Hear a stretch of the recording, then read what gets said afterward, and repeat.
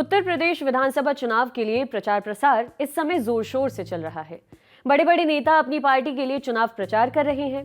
इसी बीच बीजेपी सांसद संघमित्रा मौर्य का एक बयान सामने आया है। बीजेपी सांसद संघमित्रा मौर्य ने अपने पिता यानी स्वामी प्रसाद मौर्य को लेकर बड़ा बयान दिया है। संघमित्रा का कहना है कि वे अपने पिता के खिलाफ प्रचार नहीं करेंगी, फिर भले ही उनकी पार्टी ऐसा करने के लिए क्यों ना कहे।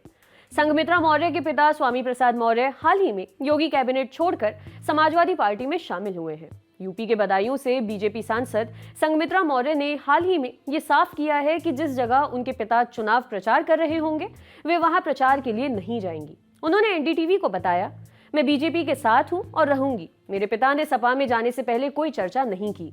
मेरे ऊपर बीजेपी छोड़ने का कोई दबाव नहीं है। पारिवारिक जीवन और राजनीतिक जीवन बिल्कुल अलग अलग चीजें हैं। मैं पूरे प्रदेश में बीजेपी का प्रचार करूंगी, पर पार्टी के कहने पर भी पिता के खिलाफ प्रचार नहीं करूंगी। मुझे बीजेपी वालों को वफादारी का सर्टिफिकेट देने की जरूरत नहीं है।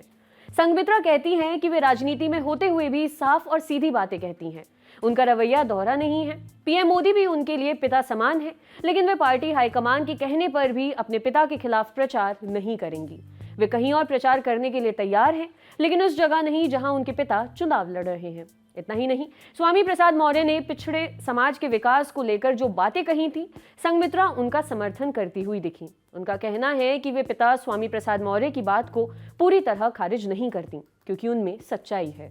वे आगे कहती हैं कि आरक्षण को नजरअंदाज किया गया है। पीएम जरूर इस मामले में कुछ करेंगे, क्योंकि ये बात उनके कानों तक पहुंच चुकी है। स्वामी प्रसाद मौर्य कुशीनगर की पडरौना सीट से विधायक रहे हैं। वो हाल ही में उत्तर प्रदेश सरकार में मंत्री पद से इस्तीफा देकर समाजवादी पार्टी में शामिल हुए हैं। उनके इस्तीफा देते ही कई और मंत्रियों और विधायकों ने बीजेपी का दामन छोड़ दिया था।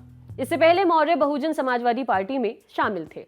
अखिलेश सरकार के दौरान वो प्रदेश विधानसभा के मुख्य विपक्षी नेता भी रहे। साल 2017 के यूपी विधानसभा के ठीक पहले स्वामी प्रसाद मौर्य ने बीजेपी का दामन थाम लिया था। आपके लिए खबर लिखी थी हमारे साथी आयुष ने। देखते रहिए दी लल्लन टॉप। शुक्रिया। कौन से सवाल का जवाब है यूपी? कौन सी देनदारियों का हिसाब है यूपी?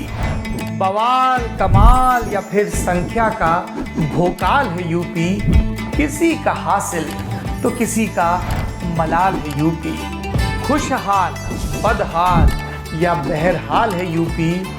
बताओ तुम्हारा क्या हाल है यूपी?